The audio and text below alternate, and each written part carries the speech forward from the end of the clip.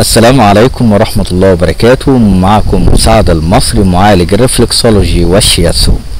النهاردة ان شاء الله هنتكلم على العلاج عن طريق الهواء. دلوقتي كل الحلقات بتاعتي دي ان شاء الله هتلاقوها على اليوتيوب حصري مع سعد المصري.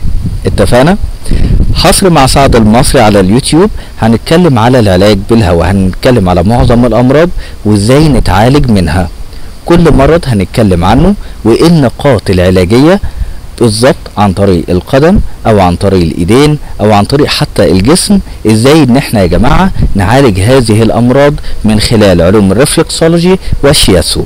يمكن المحاضرات اللي فاتت قبل كده اللي في الجامعات اللي انا عملتها طبعا كنت بتكلم بشكل نظري، ومعظم الناس طب اوكي انت شخص لنا ناس كتير جدا من جنسيات مختلفة من انحاء العالم، رؤساء جامعات زي ما حضراتكم شفتم على اليوتيوب.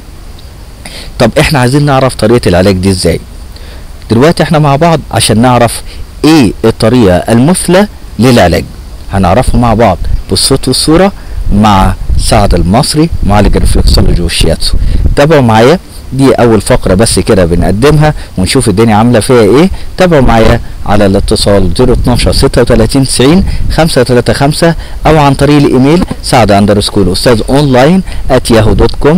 والسلام عليكم ورحمة الله وبركاته.